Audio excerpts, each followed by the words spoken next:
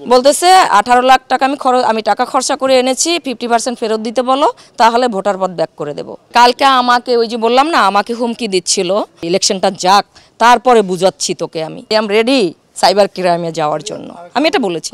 নিপুণ আপু কেন জেসমিন আপুর কথা শুনে সেটা আমি আদৌ জানি না কেন শুনে। এমন আছে পোলাপাইন দিয়ে আমাকে মুখে অ্যাসিড মারতে পারে, আমার গালে একটা পোজ দিতে পারে, কি আমার যদি রাস্তাঘাটে কোথাও ক্ষতি হয় সেটার জন্য দায়ী কিন্তু থাকবে জেসমিন আপু এবং নিপুণ আপু। আমাকে পলি আপু বললো যে তোমাদের, আচ্ছা তুমিই বলো রিয়া, তোমাদের এত টাকা দিয়ে খরচা করে এনে তুমি যদি হুট করে আর একটা দলে চলে যাও তাহলে কি করা উচিত? আমি কি অবশ্যই সেটা রাগ করা উচিত, কিন্তু আমি তো নই, আমি তো ছিলাম না 184 বা 103 জনের মধ্যে। আমাকে তো সে টাকা দিয়ে আনেনি, আমার নামটা তো আদালতে যায়নি, তাহলে আমাকে কি করে সে টাকা দিয়ে আনলো? কয় না, সে 18 লাখ টাকা দিয়ে আনছে, বলেছে যদি এটার 50% ব্যাক করে তাহলেই আমি ভোটার পদ ফিরিয়ে দিব। বলতেছে 18 লাখ টাকা আমি টাকা খরচা করে এনেছি, 50% ফেরত দিতে বলো, তাহলে ভোটার পদ ব্যাক করে দেব। কাকে বললেন আপনি এই কথাটা নিপুণ আপু? আমাকে? আপনি কি আমাকে আদালত থেকে ছেড়ে আনছেন? না আমি 184 বা 103 জনের মধ্যে ছিলাম, তাহলে এই কথাটা আপনি কাকে বলেছেন? আমার সাথে তো আপনার শত্রুতা আমি নেই, আপনাকে আমি এখনও ভালোবাসি। আপনি যদি অন্যায় করে থাকে আপনি আমাকে কেন ডাকলেন না শিল্পী সমিতিতে? রিয়া তুই আয়, তুই কেন করেছিস এই কাজটা? আপনি প্রয়োজনে আমাকে একটা থাপ্পড় মেরে বলতে পারতেন এই অন্যায়, তুমি অন্যায় করছো, তার জন্য তোমাকে পানিশমেন্ট দিলাম, কিন্তু আমাকে বাদ দিতে পারেন না আপনি। না কালকে আমাকে ওই যে বললাম না, আমাকে হুমকি দিচ্ছিল যে সাইবার ক্রাইমে মামলা দিবে জেসমিন আপু, সে হুমকি দিচ্ছিল আমাকে। সাইবার ক্রাইম আমি নাম শুনেছি, অনেক বড় বড় ক্রাইম হলে সাইবার ক্রাইমে যায়। আমি তো কোনো ক্রাইম করিনি, কোনো মার্ডার করিনি, কোনো খুন করিনি, চুরি করিনি, ডাকাতি করিনি, কোনো বাজে কাজ করিনি, তাহলে এমনভাবে কি করে বলে যে সাইবার ক্রাইমে মামলা দিবে, ইলেকশনটা যাক তারপরে বুঝাচ্ছি তোকে আমি।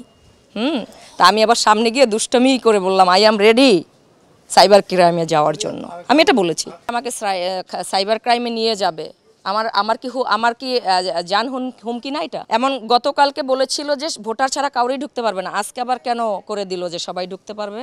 ভাই, আমার বিনা দোষে, বিনা কারণে, বিনা অপরাধে যে আমার এই এত বড় একটা মানহানি, এটা আমার সম্মানহানি করেছে, অবশ্যই আমার খারাপ লাগতেছে। আমি যেমন গতকাল রাত থেকে এই পর্যন্ত ঘুমায়ুনি, কিছু খাইনি। একটু আগে আমাকে ডিএ তাইব ভাই এবং তার ওয়াইফ কলা আর রুটি দিয়েছে, কয় তুমি খাও নাহলে তুমি অসুস্থ হয়ে যাবা। হ্যাঁ, বেবি আপু সারা রাত কান্না করছে, সবাই যারা স্বাভাবিক। ভাই আমি তো এই 24 বছর যে 25 বছর চলছে, আমি তো কখনো কারো ক্ষতি করিনি, এবং আপনাদের সাথে তো অনেক বছর ধরে পরিচয়। কেউ বলতে পারবে কখনো, বা আপনারা কখনো শুনেছেন যে রিয়ার নামে কোনো খারাপ কোনো কিছু আছে এফডিসিতে? কখনো বলতে পারবেন? বরঞ্চ মঞ্জু ভাই, আপনাদের এই যে শারগিত মঞ্জু ভাই রাগ করেছিল গত বছর, ওটা আমি নাই বললাম, আপনারা হয়তো বুঝছেন, জানা আমি ওপাশ থেকে পাশে এসেছি সেই জন্য ভাইয়া রাগও করেছে। আমি পরশুদিন জাদু আজাদ ভাই যতটুকু বলেছে রিয়া আমারে মাফ করে দে বোন, আমি এই কাজটা করি নাই, আমি শুটিংয়ে ছিলাম। তাহলে কে করেছে জাদু ভাই? কোষাধ্যক্ষ তো আপনার সিগনেচার আছে তো ওখানে। কয় বোন সিগনেচার কে দিছে আমি জানি না, আমারে তুই মাফ করে দে, আমি থাকলে কোনো দিন তোকে বাদ দিতে পারতো না। এটা তো আমার প্রশ্ন তোমাদের কাছে, কে দিল আমাকে বাদ? আমার তো কেউ শত্রু নাই, ইন্ডাস্ট্রিতে কেউ শত্রু নেই। আমি স্ট্রেট ফরওয়ার্ড কথা বলতে ভালোবাসি, ড্যাম শিওর। শুনেন, নিপুণ আপু কেন জেসমিন আপুর কথা শুনে সেটা আমি আদৌ জানি না কেন শুনে, এবং জেসমিন আপুর অনেক কথাই শুনে সে। এই ইলেকশনটায় কিন্তু জেসমিন আপুই তাকে ফোর্স করে নিয়ে এসেছে গত বছর। হ্যাঁ, শিল্পী আপু ছিল না, জানের টুকরা জেসমিন আপুর। মানি এমন একটা জিনিস ভাই, 100 টাকা ভাগে কম পড়লেই, বুঝেন না? বলতে চাই না এগুলা, আমি তো জানি যে আমার হুমকি, রাস্তায় আমাকে এমন আছে পোলাপাইন দিয়ে আমাকে মুখে অ্যাসিড মারতে পারে, আমার গালে একটা পোজ দিতে পারে।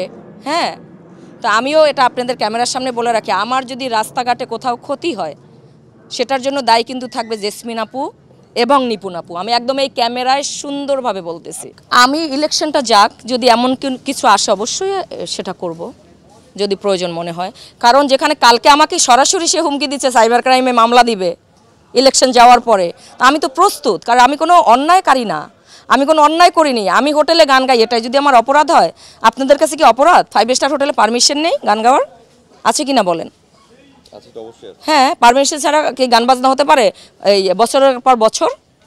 আমি তো 12 সাল থেকে গান করি, মানে 2007 থেকে গান করেছি আমি বিদেশের বাইরেতে, মাটিতে, Bahrain, Oman, Singapore, Malaysia, Dubai, Abu Dhabi. হ্যাঁ হ্যাঁ, আমি যখন কাঞ্চন ভাইকে ফোন দিয়েছিলাম তখন বলছে যে ওখানে লেখা ছিল সিঙ্গার রিয়া খান। তখন আমি আবার প্রশ্ন করেছিলাম যে কি ব্যাপার, ও তো আমাদের ভোটার। কয় না ভাইয়া, ও অভিনেত্রী না, ও সিঙ্গার। ওরা কারা? কাঞ্চন ভাই বলেছিল, ওরা বলেছে আপনি সিঙ্গার, আপনি অভিনেত্রী না। ওরা কে?